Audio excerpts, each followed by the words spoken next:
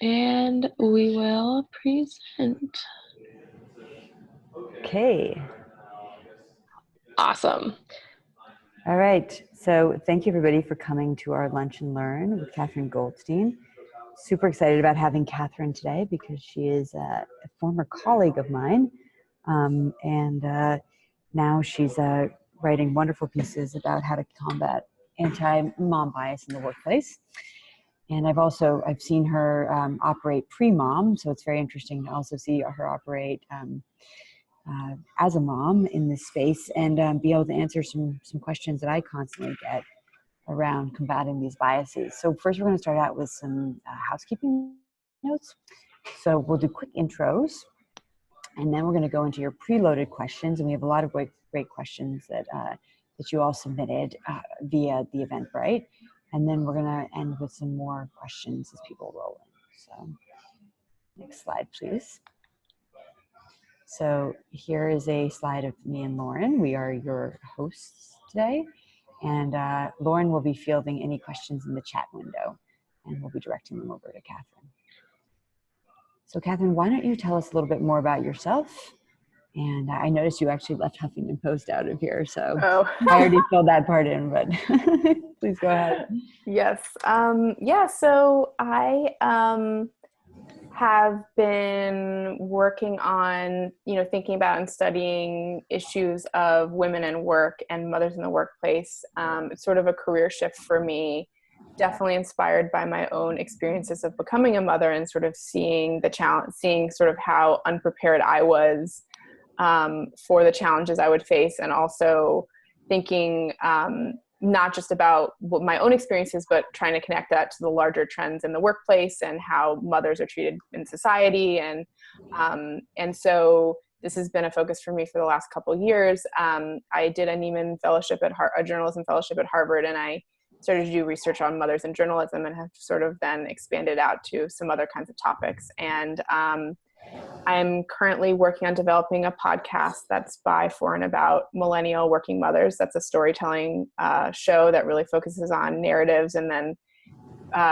sort of moves out to the larger, questions of why things are the way they are in our world and society. So I'm excited about that, and I'm working on getting partners and funding for that. I'm hoping it'll launch next year.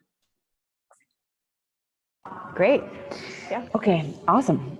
So let's move forward. Well, why don't you talk a little bit about some of the work that you've done and these are the pieces, and you can refer people to them. Sure, yeah. So Where Are the Mothers is a cover story I did for a journalism publication called Nieman Reports. And this was sort of the result of basically a year-long fellowship of talking to people and interviewing people while I was at Harvard. And really trying to look at questions of, and the thing that was really interesting to me is that, I thought that there was a lot of interesting stuff to say in this article, but also I, thought that maybe only people in journalism would be interested in it. But I really got a lot of responses from people in all fields who read the piece, who told me that so much of what I was talking about how to change workplaces and how to think about mothers differently really applied to them, teachers, doctors, people in all sorts of fields. So I think it's some of the things that I've learned about can be applied to many different kinds of industries. And some of the things I've learned about millennial working mothers. So millennials, I know it's a term that's just thrown around so much, but it's basically people who are between 20 and 37. So that's most of the people who are becoming mothers now. Basically I found that there's just a lot of shift in how this group of people are starting to think about parenthood and their work life. I've really found that obviously these are generalizations, but that this group is not willing to sort of accept the status quo in terms of workplaces that don't treat them with respect, and are much more interested in changing things rather than just accepting things for the way they are. And this demographic, I think, is also more demanding more from their partners than any previous generation, and are much more interested in equal co-parenting and equal, sharing of parenting at home and what that means for their own professional success. And I think this group is also really interested in coming together and learning from each other and helping each other sort of rather than necessarily retrenching into these like mommy wars conversations that have dominated a lot of the discussions about motherhood and work in the past. So those are some of the things that I've, I'm thinking about, have learned a lot about. And my piece, The Open Secret of Anti-Mom Bias at Work, in the New York Times, really, the response I got was really unlike anything I've ever gotten for any piece I've ever done or anything I've ever done. I've got hundreds of emails from women who I think a lot of women have felt like they have experienced this. They felt like they were alone. They felt like they were a failure. And they haven't really been connected to the fact that these are big systemic problems and that these biases exist. And it's not just about one bad boss or, one experience or somehow that they did something wrong. And also I think, we're in an era where people are speaking out about their experiences as women and their experiences in the workplaces in new ways, and are refusing to be quiet and accept what has happened, accept the status quo or accept discrimination against them. So I'm really hopeful that we're going to be hearing more stories, and also that women are going to be standing up for themselves. And a lot of times, and we'll talk about this more in the conversation, there's a lot of legal protections for mothers that people aren't fully aware of. And I think, honestly, it's great to change company policies from within and try to change company culture. But I also think it's good for companies to be scared of us and be worried about getting sued. So I think it's a carrot and a stick. Conversation. Yeah, I think they're scared, but the question is, right, how do you right.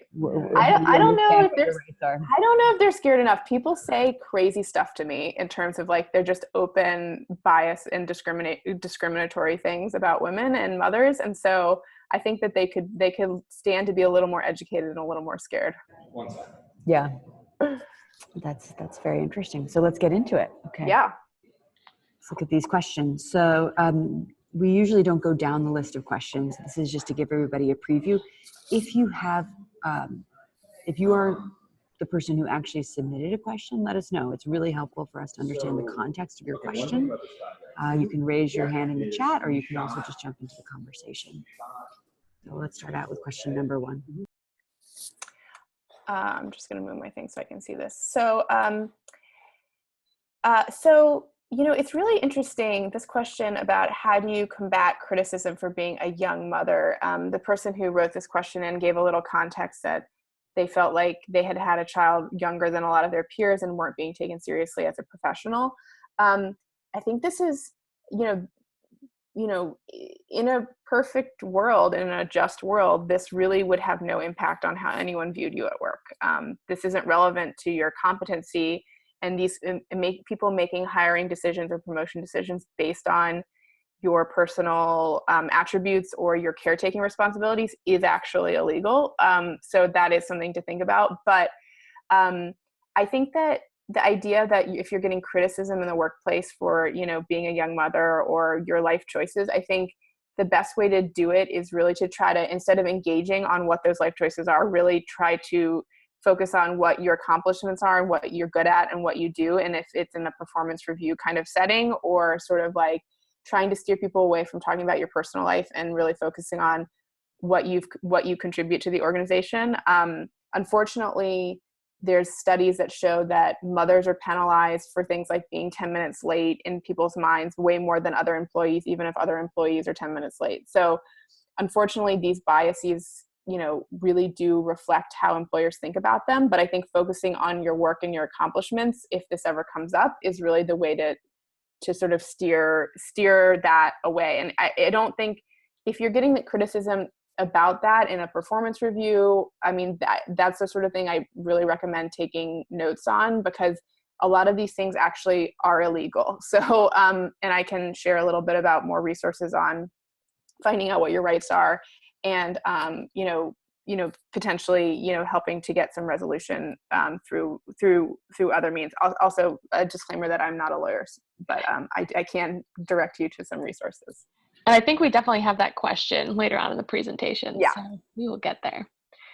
So how does being a mom break ceilings in the workplace when they have impeding how does a mom break ceilings in the workplace when they have impeding familial obligations? Yeah. So, this is really tough because there is this academic term that I used in my anti-mom bias article that isn't widely known, but I think is really important. It's called the maternal wall. And I think it should be as well known as the phrase the glass ceiling, which is basically that once a woman becomes a mother, she hits a wall in terms of her promotions, in terms of her earnings, and is not able to advance, a lot of times due to perceived biases and lack of opportunities. So, I don't talk about work-life balance because I don't believe in framing things in that context. But I do think that it's important. Women are constantly asked. I think that everybody has different things in their life that are important to them, and I think saying like someone can't do this because they have family obligations. I think one larger issue, which I think, is an important part of women in work and is much, much more thorny, is if you have a partner, what it means to have an equal partner at home to help you thrive in your career. And a lot of those decisions and dynamics are formed from like day one of when a child is born and whether or not a father takes paternity leave. There's all this evidence that men who take paternity leave are more involved in their child's life for the duration of their life and are more involved at home for long periods of time. So I think that, a lot of times people assume mothers don't want to travel for work or don't want promotions or, they'd rather be home with their kids.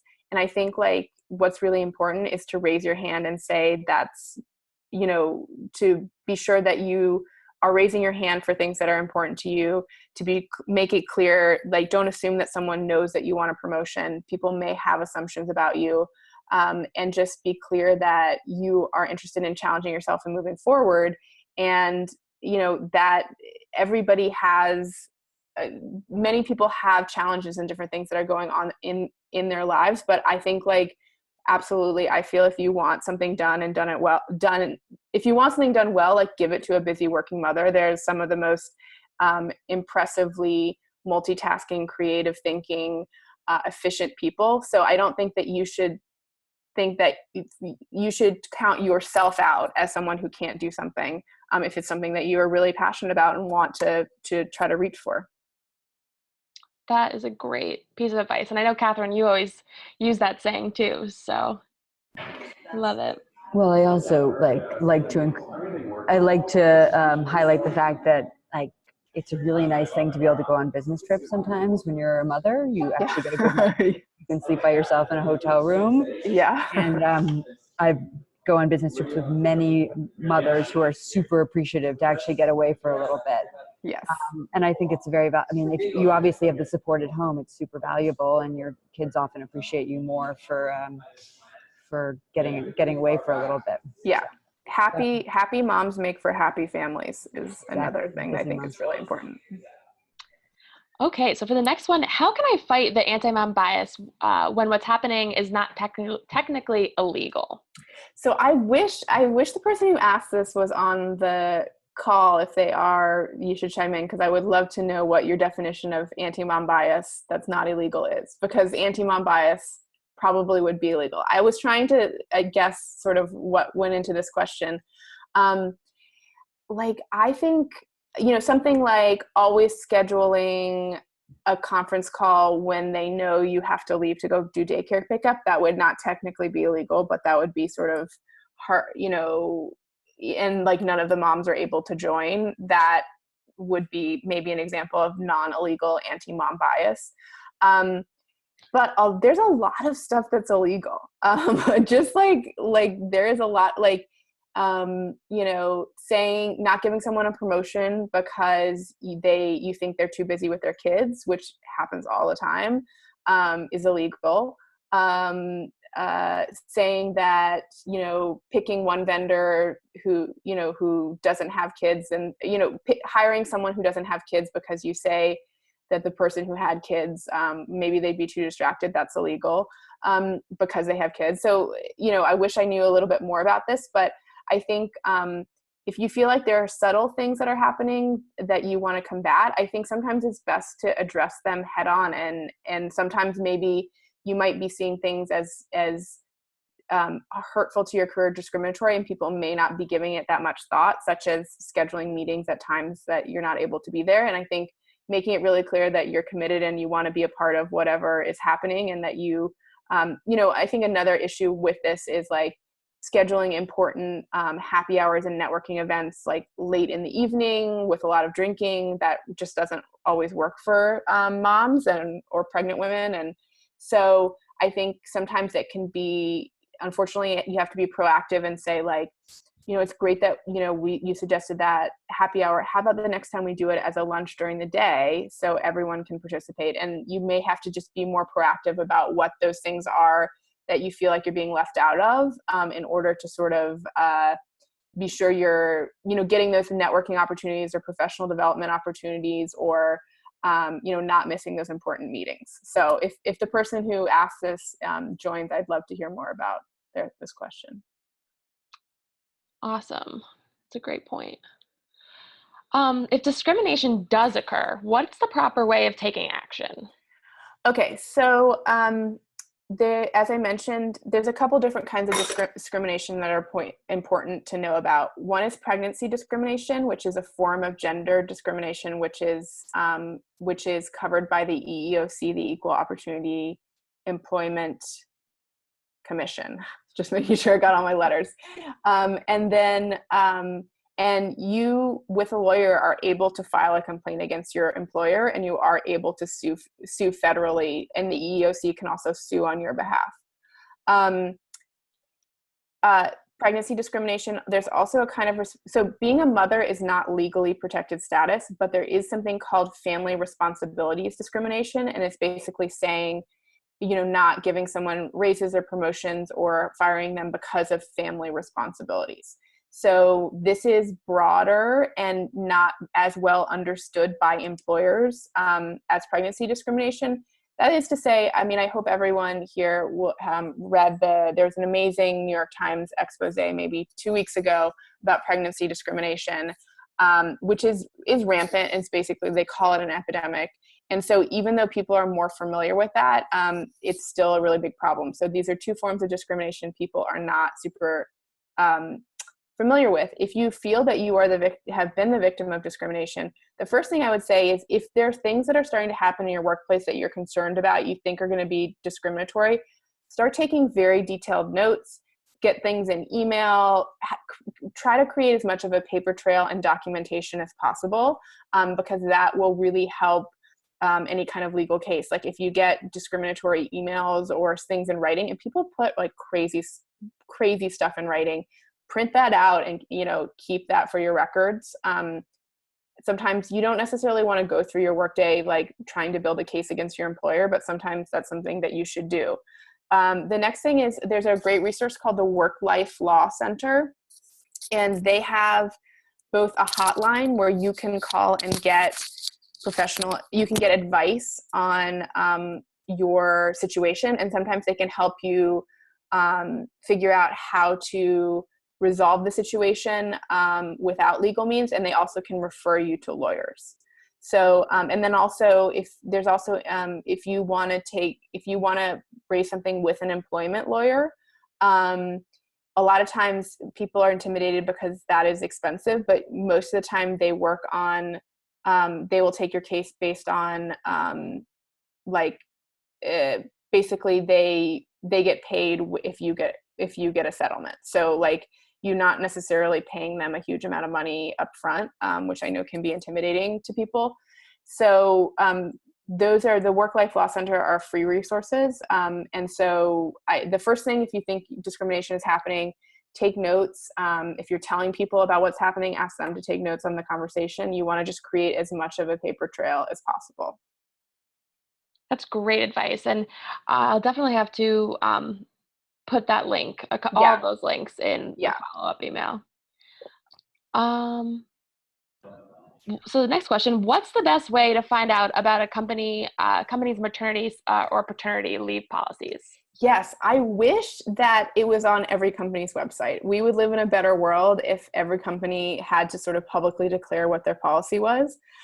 So some companies are really proud of their policies and will tout them in their job listings. The New York Times revamped their policy, I think in 2016, and they're really proud of it. And it's really easily available on their website. There's some other companies that, do big deal. Like if they're doing like a 20-week paid maternity leave, they'll put out a press release. So sometimes you are able to find out that information through publicly available stuff. However, that does not apply to most companies. And I, unfortunately, because we live in a discriminatory world, I would not recommend asking what a company's policy is until you get a job offer.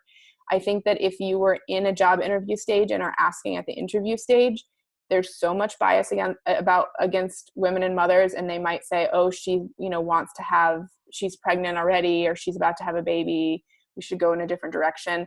That I would really, and I think once you have a job offer, you should definitely ask what the policy is. Even if you don't have kids or you're not planning to have kids, immediately, I think it's still really good to know and make it clear to your employer at that point.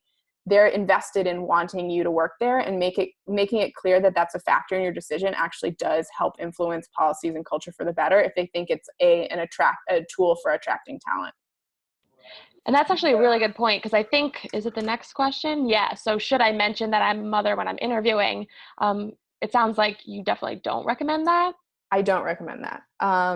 Again, we live in a sexist world. There's no other way around it. And I don't mention, obviously a lot of times people have pictures of their kids on social media. It's not like you need to scrub all online knowledge that you are a mother. I'm not saying you need to go to those things, but I wouldn't mention it because I do think there's been studies done that if a subtle mention that a woman is a mother on a resume is she's 37 percentage points less likely to be hired.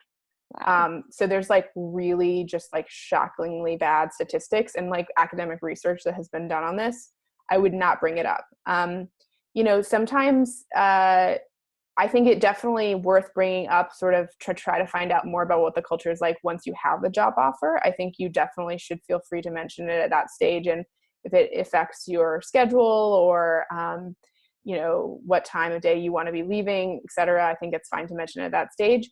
But I think you can also look for subtle clues for if a company is going to be supportive of working mothers through the interview process. Is the person that you're interviewing, do they mention their own kids? If they mention their own kids, sometimes they have pictures of their kids on their desk. If you see they have this very robust take your kid to work day, and they are touting that they have a Bright Horizons daycare partnership. There's certain things that obviously you can't make total generalizations about, but could help give you good signs about what kind of culture it is. But again, some companies can have great official policies and you can have a terrible boss, and then you're not really getting those kinds of sort of day-to-day cultural benefits. So I would not mention it in a job interview, that you're a mother, and sort of see if you're going to bring it up sort of later in the process once you have a job offer. The interesting thing is that when we do big corporate events, we did a big corporate event with Deloitte on Tuesday night, and the principal for all the data, the cybersecurity group, she oversees 2,000 people, made a very strong point of talking about how she has 3 kids at home, because we want to perpetuate this idea that it is very, very possible to be an executive at a large corporation if you're at a corporation that obviously is creating environments where you can belong and thrive. And the more that we actually expose the women who've been able to do this, I think the more we can normalize that it's totally 1,000% okay to be a mother in an organization. Totally. Better, and yeah. And the thing that I would add about that is that once you are a woman at the organization, if you're in a position of leadership, I think you should totally be transparent about your kids and your child care responsibilities, because that perpetuates transparency and a culture. But I think it's important it's important for the people with power and leadership to set that tone rather than putting that on the job seeker. Yeah, I totally agree. I mean, poor Lauren has to like hear me and my co-founder nurse on most of our calls. So uh, um, but part of it is, and we also do it on client calls as well. And we will say there's a strange noise in the background, and that is a baby nursing. So Right. it tends to actually get them to relax a little bit. So right. And that's great as setting a tone, because that's part of the mission of, so much of what you want to promote is your company, and you all are the leaders. You are the leaders of the company. So that sets the tone, right. and use your position of power to do that. And that's really helpful for other women. And so the more we see that, then they think the easier it's going to get for women. But I think when you're a job seeker, you really have no idea why someone picks you or doesn't pick you. And so you don't want these well-documented totally discriminatory behaviors to influence whether or not you're getting the job. Yeah. I want to caveat that too, because I do have a 4.5-year-old, and she is 1,000% not allowed to be around when I'm on client calls. Right. So and she needs childcare, and she cannot be around when I'm working. Right. An inanimate newborn is a totally different story who needs to be fed every 3 hours. So I sometimes, we've had people who've tried to work when kids are around, and you can't work when you have a crazy mini human who verbally sort of assaults you all the time. Yeah, totally. Sorry, that's what a toddler does. So Poor Charlotte. well, it's consistent across that age group. So even when they're absolutely wonderful, it doesn't work.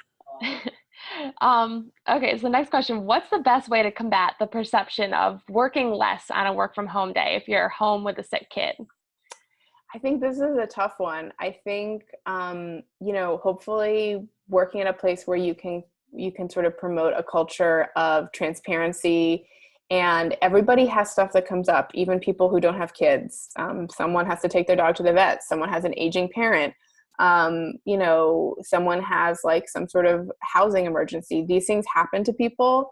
And so, I think if you're in a position of leadership, trying to create transparency about like, this is reality, and sort of allowing people to understand that, and, allow that to come through in everyone's, lives, is really important. These are the kind of sort of subtle, I guess the term would be microaggressions, sort of like, oh, you're working from home because you have a sick kid. I mean, yeah, sometimes it is hard to get work done when you're working from home with a sick kid. Most working mothers have had that experience, and sometimes you're not as productive on that day. But it's not about necessarily, I really think that any employer that has any brains is going to understand it's not about whether someone's productive on this individual Tuesday, but whether or not they're contributing to the company, whether or not they're getting their work done overall, and whether or not they're like in a position where they're, bringing creative thinking and problem solving and being efficient. So I think sometimes that's just can be really internalized guilt too. And so letting go of some of that and just saying like, sometimes you really have to think about it as the long game. And then if you're getting some snide comments, just really try to focus on highlighting what you're doing well and the efficiencies that you have in other aspects of your work. And I think you made a really good point mentioning like elder care and obviously taking care of your pets, because obviously like caregiving and caregiver bias, I feel like it's more than just like working mom bias. Yes. Yeah. Do you see any large differences, or do you think that, all in all, you're combating them the same? Yeah, I mean, caregiver bias is very real, and the family responsibilities discrimination, which I mentioned before, can apply to people who have, are doing elder care or have a sick spouse or something like that. You can be discriminated against based on that. But we don't see the same kinds of systemic, cultural biases against those people as we do against mothers, in terms of how mothers are perceived.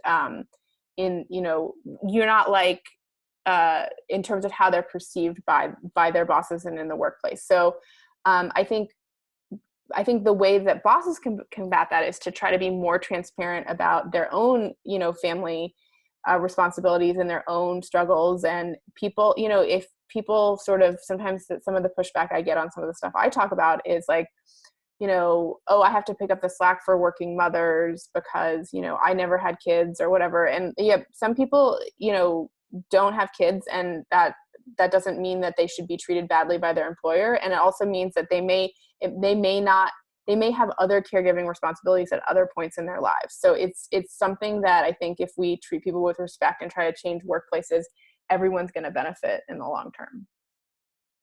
That's great. And obviously this brings up or ends our pre-submitted questions, but I think that brings another good point. Like, what are the main things that you think that we can do right now, as employees of organizations, remote, in office, what have you, to obviously like stop this bias, and how can Right. we like change it in our organizations? So the thing that's really interesting about this is that I think people who are first learning about this might think like, oh, this is a problem for like childless men who are Neanderthals. Those are the people who are doing this. And that's absolutely not the case. Like, this kind of bias exists, can come from women. Catherine's actually written about that really eloquently a couple years ago. It can come from dads. It can come from other mothers. I've definitely heard stories of people who felt that, they had a boss who was a mother who was kind of like, well, it was really hard for me. I'm not cutting you any breaks. So these biases, I think, can really really perpetuate. So I think that the best ways to start to interrupt this is to interrupt it. I think when you hear people saying these things like, oh, she's pregnant, I'm not sure, we should go ahead with the promotion. I think there's absolutely a moral obligation to say like, I don't agree with that. And also that's illegal.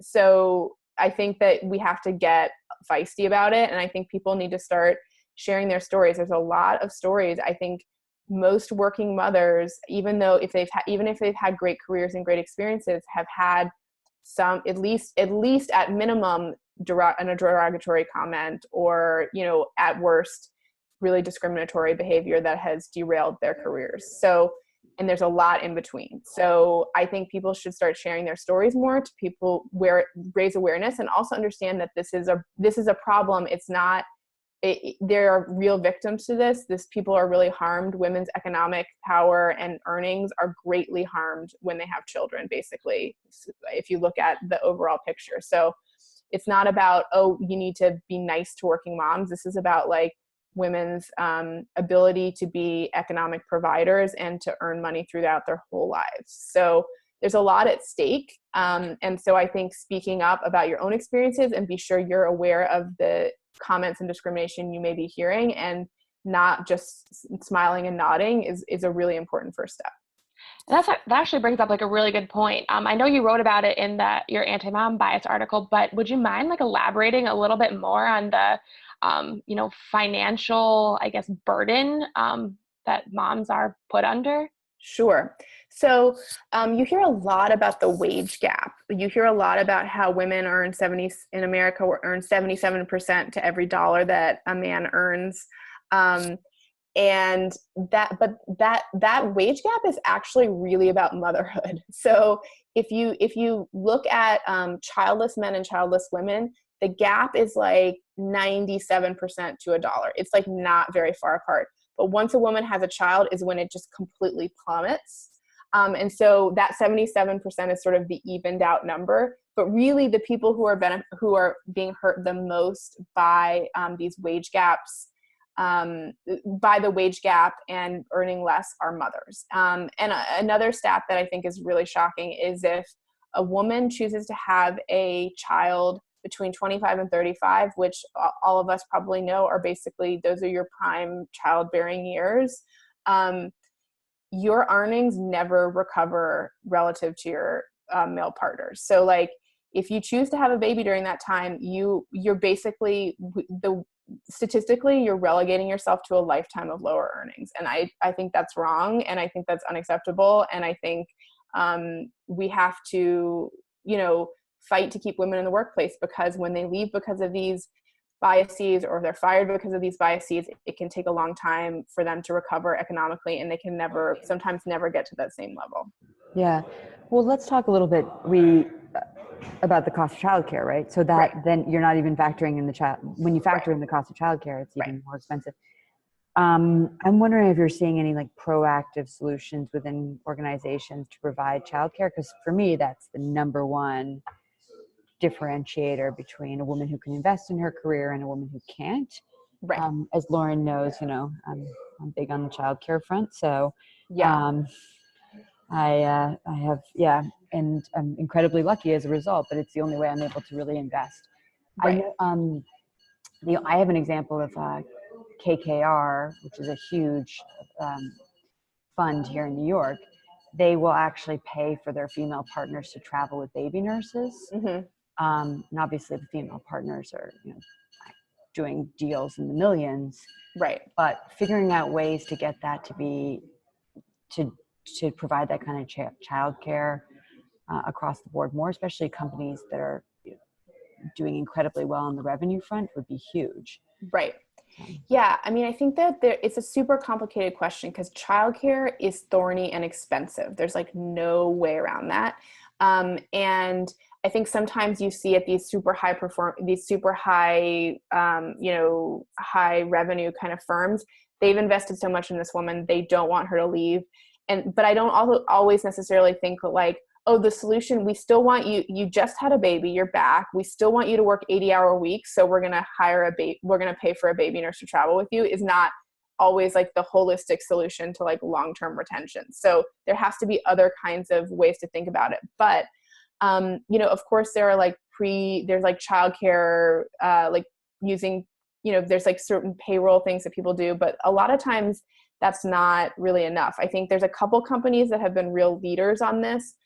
Patagonia is one of them, and I wish more people would replicate their model. But basically, they have a on-site childcare center that for 20 years, their retention rate for working mothers is 100%. Wow. And like they actually said that like we wish it were like 98% because 100% like sounds like a lie. But basically, they're just like they've been at the forefront of this, and they are an incredibly they really believe in living their values, and I wish more companies would replicate it. Another model that I think is interesting that I've learned about since I moved to North Carolina is Duke is here, and they're a huge employer. They have a huge hospital system. They're really looking to attract top talent across the world to come live in Durham. And one of the big issues was that people were like, there's no childcare here. We can't get a daycare spot.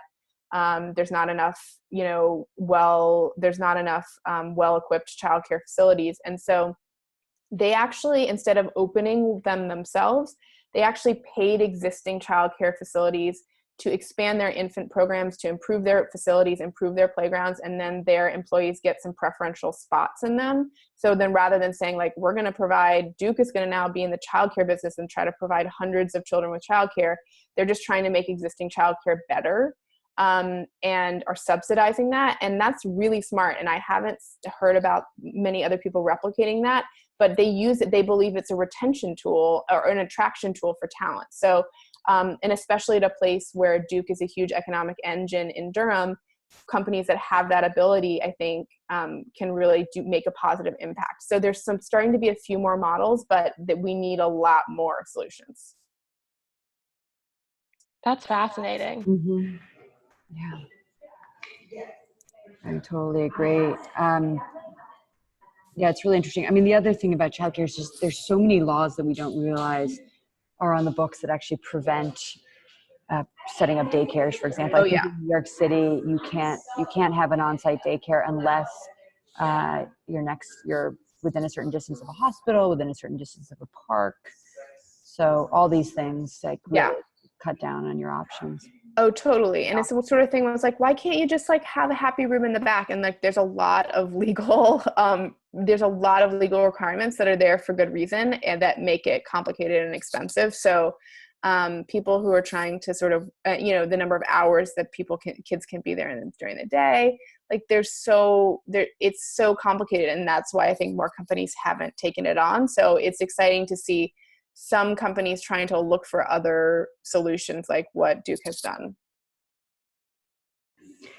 The other thing I just wanted to point out too is that you mentioned the New York Times example, Mm-hmm. and the reason they were able to change the maternity policy is in part actually by a friend of ours, Alex Yeah. McCallum, Yeah. who had 2 babies at the New York Times and started to talk to other women there and look at the drop-off rate for women. And one of the things that they were able to point to, and she's also a lawyer and high up in the organization, was the maternity leave policy. It's just Yeah. not designed for and by women.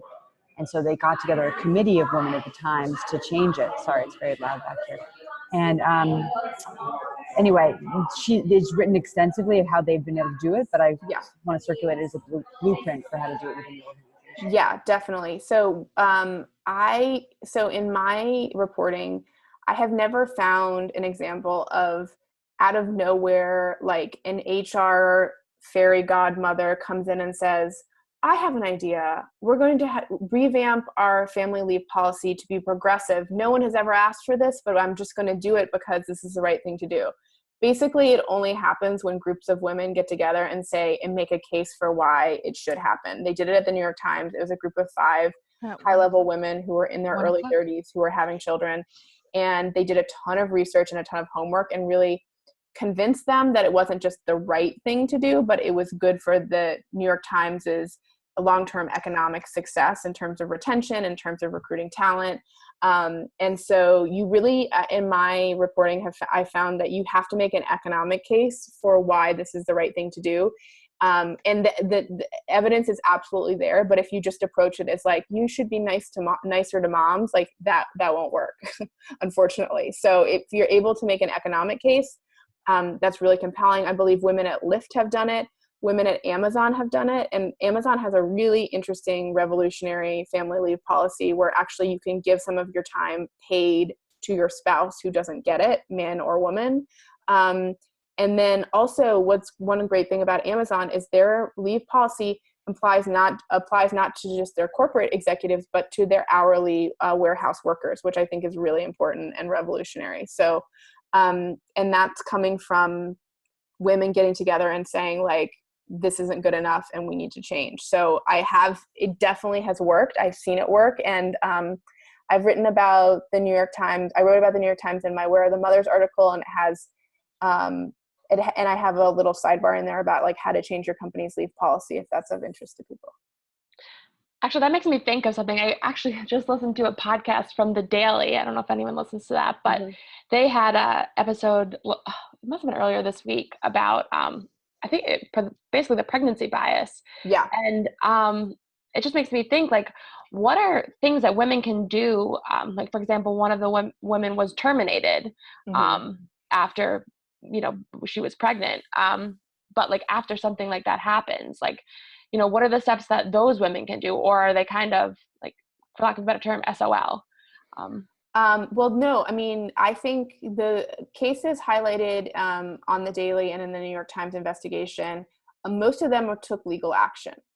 So they had compelling legal cases that they were terminated because of the pregnancy. But a lot of times if like someone's doing layoffs and you got laid off and you are 8.5 months pregnant and there's not a discrimination case there, that is obviously just a really painful, difficult situation.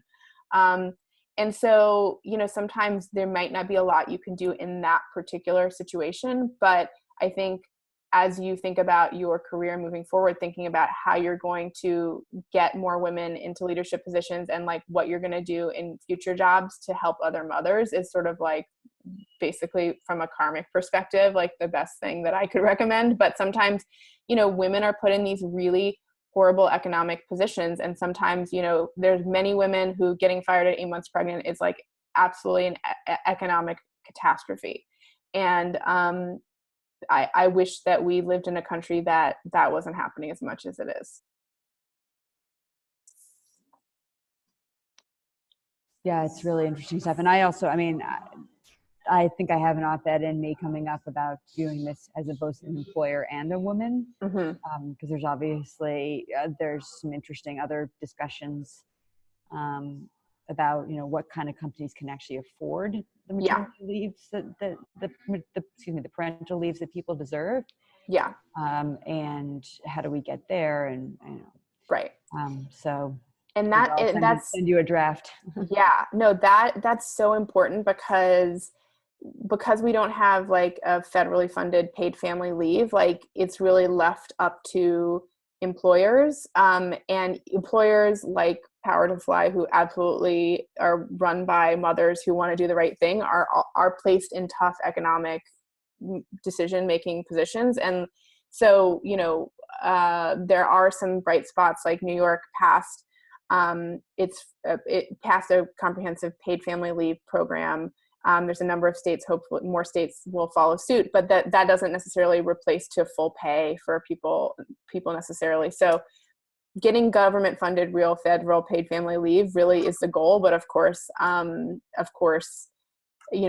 the current political climate, like I'm not counting on any sort of good progressive agendas moving forward with that, but you never know. Maybe Donald Trump will be like the Nixon to China and like give us paid family leave as like the one positive thing. Ivanka will. Right. Ivanka is going to save us. Let's all count on that. Tell you stuff about when we're not on recording. My former schoolmate. Well, Kirsten Gillibrand, upstater, she's working on family. Yeah, totally. So yeah, it's a really tough thing, and it's sad that it's left, especially to businesses, and small businesses are put in a really tough position. But sort of combating the idea that moms are an economic drag on workforces in society is like, research shows that is wrong. And so being like, oh, this mother is going to cost us too much, if you look at it from a long-term perspective, is not the right way to think about it.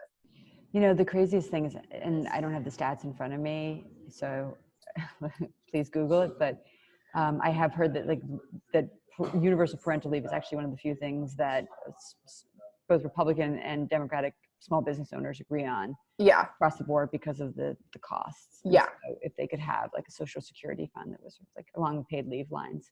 Yeah. It would be huge for business. So totally. It's a universally popular, I think like 70 to 80% of Americans support paid family leave. But again, like so much in this country, like so little is happening on things that most people agree about. Great. Cool.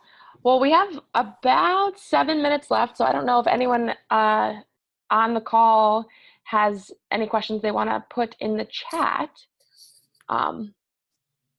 I don't see anything in there. Or I guess they can ask it via video if they want. They want some FaceTime.